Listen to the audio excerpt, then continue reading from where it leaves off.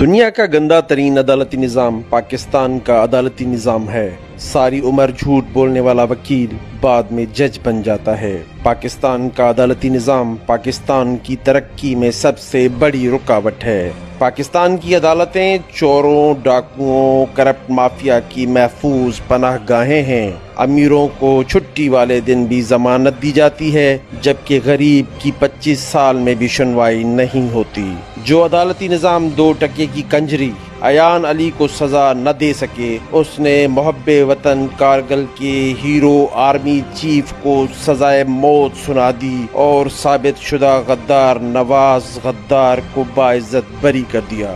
بچوں کی گندی فلمیں یورپ کو بیچنے والا رہا۔ عاشق رسول صلی اللہ علیہ وسلم ممتاز قادری کو پھانسی۔ آسیہ ملونہ رہا۔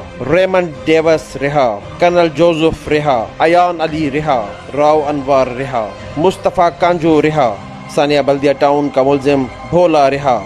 ثانیہ ساہیوال کے مجرم رہا۔ ماڈل ٹاؤن میں عورتوں کو گولیاں مارنے والے آزاد۔ معصوم بچوں کو زیادتی کے بعد قتل کرنے والے آزاد۔ نیب کے پکڑے ہوئے سارے ملزم باعزت بری۔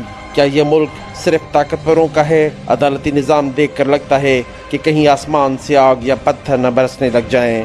سب نے حلف لیا ہے لیکن تقریباً سارے کرپٹ ہیں۔ پاکستانی عدالتیں امیروں کی کتیاں ہیں۔ لکھ لعنت ایسے عدالتی نظام پر۔